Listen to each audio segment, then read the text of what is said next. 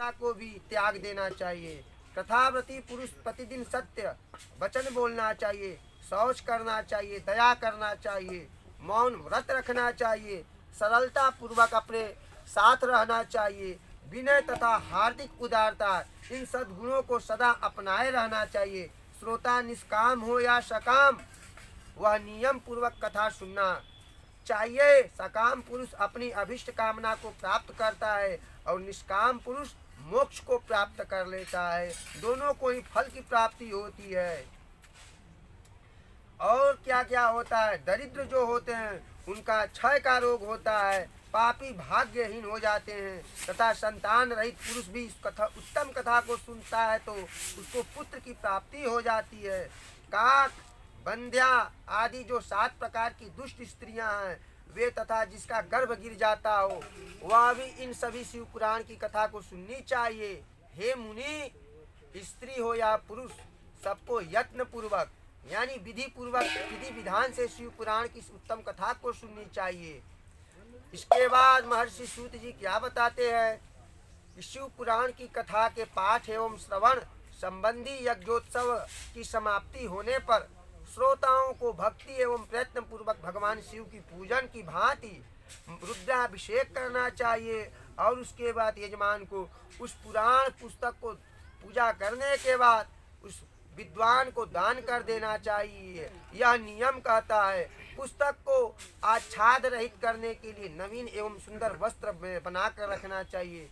उसे बांधने के लिए दृढ़ एवं दिव्य डोरी लगावें, फिर उसका विधिवत पूजन करें। हे मुनि श्रेष्ठ, इस प्रकार महान उत्सव के साथ पुस्तक और वक्ता की विधिवत पूजा करके वक्ता की सहायता से लिए हुए स्थापित पंडित का भी उसी के अनुसार धन आदि के द्वारा उसे कुछ ही कम दान दक्षिणा करें। वहाँ आए हुए ब्राह्मणों को भी अन्न धन आदि देकर दान करें। साथ ही गीत वाद्य नृत्य संगीत उत्सव ये भगवान शिव को मनाने का 5 तरीका है। क्या? सबसे पहले गीत, फिर आता है नृत्य, फिर आता है संगीत, उपवन और वेद।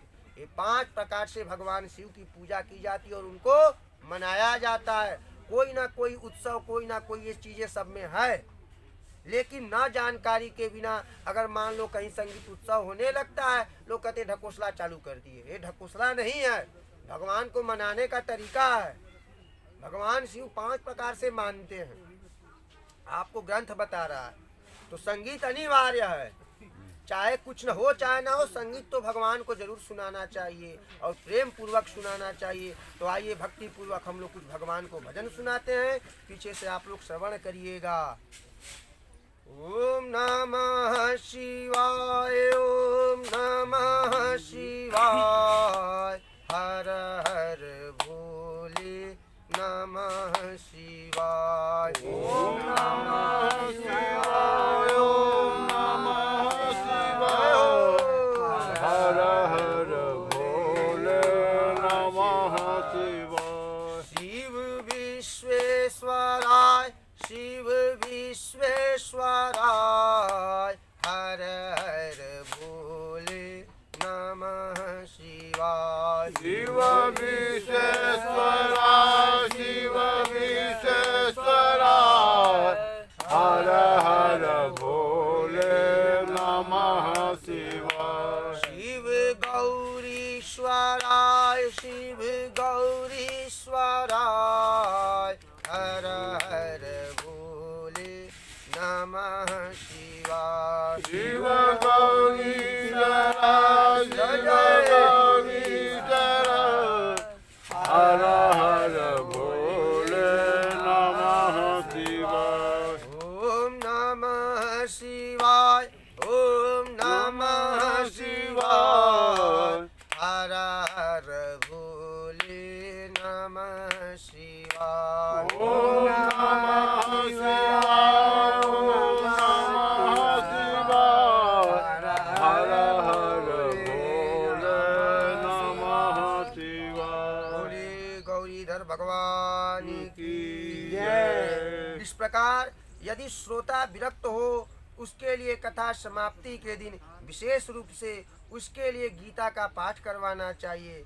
जिसे रामचंद्र जी का प्रति भगवान शिव ने कहा था। यदि श्रोता गृहस्थ हो उसे बुद्धिमान उस श्रवण कर्म की शांति के लिए शुद्ध हविष्य करके होम करना चाहिए। हे मुने, रुद्र संहिता के प्रत्येक श्लोक द्वारा होम करना ही उचित है अथवा गायत्री मंत्र से होम करना चाहिए, क्योंकि वास्तव में यह पुराण गायत्रीमय ही है।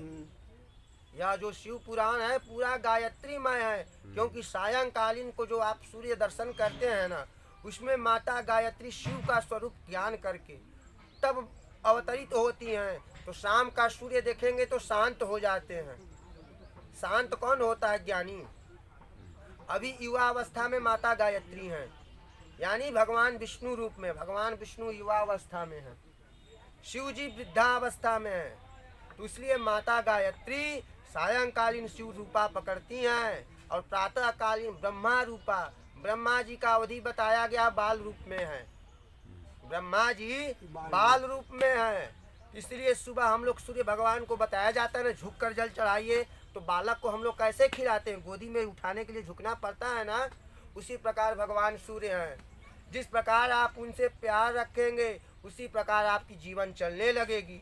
भगवान आपके सन्मुख हैं, केवल जानना है कि कहाँ है, कहीं दूर नहीं है। पंच तत्वों में ही सारा सृष्टि है।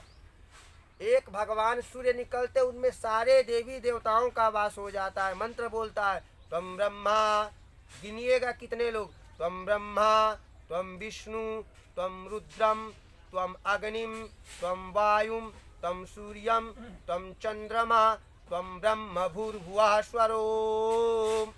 सबको मिलाकर ओम बन गया। कोई अलग नहीं है, सब एक हैं। वेद बोल रहा है एक है, और यहाँ लोग केवल मतभेद कर देते हैं कि भगवान अलग हैं। नहीं, सब एक हैं। सबको मिलाकर बन गया ओम। सबको मिलाकर बना ओम। तो वही बताया जा रहा है इस कथा को, इस शिव पुराण को। यह पूरा गायत्रीमय है, जिसको आप लोग रोज नित्य हवन करते हैं इस आश्रम में। तो गायत्री मंत्र का हवन इतना परोपकार बताया गया कि जो गृहस्थ वक्ता, वक्ता 3 प्रकार के हैं। एक बताया गया है जो विरक्त हो, जिसको कोई चीज से मतलब ना हो, वह कथा को संपन्न कराए तो उनके लिए गीता का पाठ कराना चाहिए।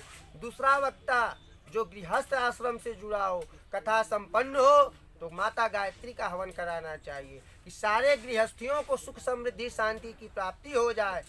न कि किसी एक को, यजमान हो चाहे ना हो, भक्त हो चाहे ना हो, सबका कल्याण हो। सर्वे भवन्तु सुखिनः, सर्वे सन्तु निरामया, सर्वे भद्राणि पश्यन्ति, मा कश्चित् दुःख भाग् भवेत्। ओम शांति, ओम शांति। इस प्रकार मन में विचार बनाना चाहिए और स्मरण करना चाहिए कि हम लोग को प्रातः कालीन सूर्य भगवान को झुककर 1 लोटा तो जल अर्पण कर दें, जिसके सृष्टि से हम लोग जी खा रहे हैं। अगर न सूर्य निकले तो कोई प्रकाशमान होगा? कोई खेती कर सकेगा? तो उनका तो ऋण है ना हमारे ऊपर, हम सब लोग के ऊपर, जो आपको सब कुछ दे रहे हैं, ऊर्जा दे रहे हैं, एनर्जी दे रहे हैं। अभी जाड़ा का मौसम आएगा तो सूर्य भगवान के लिए कितने लोग ललायित रहेंगे, लेकिन उनकी ऊर्जा के लिए आपने क्या किया, हमने क्या किया, इसको कोई नहीं सोच रहा है। और इसी तरह धरती रसातल में चले जाएंगे, हम लोग पापों में हम दब जाएंगे। क्यों? क्योंकि हम लोग केवल प्रत्यक्ष का दर देख रहे हैं, अप्रत्यक्ष नहीं देख रहे हैं कि क्या होगा। बस तुरंत में क्या है वो चाहिए, तुरंत में फल मिलना चाहिए। कैसे मिलेगा? आपने किसी को फल दिया ही नहीं, फल लगाया ही नहीं, तो कौन प्रकार का आप फल लेंगे भैया? वही तो व्यवस्था होना चाहिए ना। यह काशी है, यहाँ तो ज्ञान की नगरी या साक्षात ज्ञान दायिनी बह रही हैं। 1 लोटा भगवान सूर्य की उपासना स्नान करने के बाद सूर्यार्घ जरूर दिया कीजिए मित्रों। 3 बार गायत्री मंत्र मन में बोलकर भगवान सूर्य को अर्घ दे देंगे तो आपकी पूर्ण पूजा फल हो जाएगी जी। गायत्री मंत्र 3 बार पढ़ने के बाद गंगा मैया के सामने या घर में, चाहे जहाँ भी, देवालय, शिवालय, तीर्थ, वन, उपवन इत्यादि जहाँ भी आप हों, भगवान सूर्य को 1 लोटा जरूर अर्घ दीजिए। यह पुरुषों के लिए सबसे अनिवार्य है। उसी के शक्ति से हम आप पुंज बढ़ेंगे। नहीं, शक्ति जिस दिन आपकी खत्म हो जाएगी ना आपको कोई बताने वाला मिलेगा, न आपको मार्ग मिलेगा। अब यह होगा कि डॉक्टर अलग लूटा, ओझा अलग लूटा, सोखा अलग लूटा, और जो घर में विवाद बना अलग बना। क्यों? कि कभी हम उस तरफ ध्यान ही नहीं लगाए, बल्कि ध्यान और भटका दिए लोगों का। जो जा रहा है गलत काम कर रहा है, चल इधर आ, पूजा पाठ कर रहा है, क्या मिलेगा तेरे को? अरे भैया आप जान रहे हो क्या मिलेगा? ग्रंथ झूठा है, वेद झूठा है, ये झूठा विषय है। को हमको आपको समझना है, सनातन को समझना कि हमारी सनातन संस्कृति क्या है। 18 पुराण किस लिए बनाया गया है? 4 वेद बनाया गया, 6 उपनिषद बनाया गया, 6 शास्त्र बनाया गया है। इसके बाद आप ग्रंथ पढ़ते हैं क्या? श्री रामचरितमानस, उसमें भगवान शिव की और राम की महिमा है। भगवान स्वयं शिव जी सुना रहे हैं माता पार्वती को, तजहु तातया रूपा, ये उमा अपने इस शरीर को छोड़ो, ध्यान लगाओ। केवल थोड़ी सी ध्यान भंग हुआ तो माता को त्याग दिए। किसके लिए? अपने इष्ट के लिए। जो 7 जन्मों का वादा लिए भगवान भोलेनाथ सेकंड में छोड़ दिए कि तुम कौन होती हो हमारे इष्ट का परीक्षा लेने वाली। आपने सुना ना रामचरितमानस में कथा। हाँ जी। तो जब भगवान स्वयं स्वयंभू अपने इष्ट के प्रति नहीं सह सकते तो हम आप कैसे हैं कि सह लेंगे जी? अपने शक्ति को और अपनी वेदना को आपको जगाना है। हम आप नहीं जगाएंगे तो आज देख रहे हैं ना दुनिया भर का धर्म हमारे धर्म को कैसे नोच खा रहा है। अगर सनातन नहीं रहेगा तो कुछ बचेगा क्या? कुछ नहीं बचेगा। कुछ नहीं बचेगा। और इस सनातन को मारने के लिए तमाम तरह की राजनीतियां हो रही हैं। कोई भी ऐसा मंदिर नहीं है जहाँ पर न राजनीति हो रही हो। कोई भी ऐसा व्यवस्था ना है जहाँ पे लोग हमारे सनातन को न नोच उखाड़ रहे हो। इस सबसे हटते हुए ये नहीं जरूरी है कि 24 घंटा ही निरंतर लगे रहे। 1 मिनट, 2 मिनट, 10 मिनट लगे तो भाव पूर्वक उनको दे समय, तब हम लोग आगे बोलिए बोलिए बाबा विश्वनाथ की जय। अथवा शिव पंचाक्षर। देखिए भगवान बता भी रहे हैं शिव महापुराण में, शिव पंचाक्षर मूल मंत्र से हवन करना उचित है, यानी ओम नमः शिवाय। ये शिव जी का 5 अक्षर का मंत्र है। नमः न यानी नमस्कार, 5 देखिए नाम है। आपको अभी बीच में सुनाएंगे उस मंत्र को। ये 5 भगवान शिव का नाम है। ओम नमः शिवाय में कौन कौन से नाम आते हैं मैं आपको स्तोत्र पूर्वक सुनाऊंगा। इस मंत्र से हवन करना भी सबसे उत्तम है, अगर जो गायत्री मंत्र से नहीं हवन कर पाता है तो। होम करने की शक्ति न हो तो विद्वान पुरुष यथाशक्ति हवनीय भविष्य का ब्राह्मण को दान कर दे। अगर आप हवन भी नहीं कर सकते हैं, उतना हवन की सामग्री किसी ब्राह्मण को दान दे जो हवन कर रहा हो। उतना ही आपको एनर्जी, उतना ही पुण्य की प्राप्ति होगी जितना वो करेंगे। न्यूनातिरिक्त रूप दोष से शांति के लिए, यानी जो दोष लग जाता है जिसको हम लोग न्यूनाति दोष बोलते हैं, वो भगवान शिव का सहस्त्र नाम का पाठ कर लेने से नाश हो जाता है। शिव सहस्त्र नामावली जो अभी आपने भगवान का हवन किया कुछ दिन पहले, जिसमें सारी सहस्त्र नामावलियों से आप लोगों ने हवन किया, हम लोगों ने हवन किया भगवान का यहाँ हवन जो चल रहा है। जी जी जी, उसका भी जिक्र है। उससे भी सब कुछ सफल हो जाता है। केवल उस पाठ कर लेने से उस पाठ का, इस शिव पुराण का फल प्राप्ति हो जाता है। अगर नहीं आप कुछ कर पा रहे हैं तो भक्ति पूर्वक, क्योंकि तीनों लोकों में इससे बढ़कर कोई वस्तु नहीं है। कौन लोक? भूलोक, भूअर लोक, स्वर्ग लोक। हम लोग हुए मृत्यु लोक पे, जिसको भूलोक बोलते हैं। इससे बड़ा कोई पावर नहीं है। कथा श्रवण संबंधी व्रत की पूर्णता की सिद्धि के लिए 11 ब्राह्मणों को मधु मिश्रित खीर भोजन कराना चाहिए। कथा श्रवण करने के लिए, कथा के श्रवण में बीच में कोई प्रकार का दोष ना आए, मन व्यतीत ना हो, उसके नाश के लिए क्या करना चाहिए? 11 ब्राह्मणों को मधु मिश्री का भोग लगवाना चाहिए। आजीवन आपको कथा में डिस्टर्ब नहीं आएगा जी, बाधा नहीं आएगा। क्यों? कि भगवान के ही पुत्र देव और दानव होते हैं। सुबह हमने आपको बताया, हल्का समय बताया कि भगवान के ही पुत्र देवता और दानव हैं। कश्यप ऋषि की 2 पत्नी, माता अदिति, माता अदिति। दिति से देव प्राप्त हुए और अदिति से दानव उत्पन्न हो गए। सब मानव ही हैं, लेकिन कर्म उनका दानव का था, इनका कर्म देवता का था। यदि शक्ति हो तो 3 तोले सोने का एक सुंदर सिंहासन बनवाएं, उस पर उत्तम अक्षरों में लिखवाकर अथवा लिखाई हुई शिव पुराण पोथी की विधि पूर्वक स्थापित करें। यानी ओम नमः शिवाय उस सिंहासन पर लिखवाकर उस पे भगवान भोलेनाथ का मूर्ति रखकर विधिवत पूजन करवाएं, आसन बनाएं।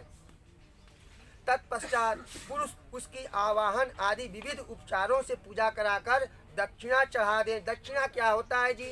दक्षिणा का नाम आता है तो कितने के मन में ये होने लगता है ये तो भाई लूटने खाने की व्यवस्था बनी है। नहीं, यज्ञ की पत्नी ही दक्षिणा है, यज्ञ की पत्नी ही दक्षिणा है।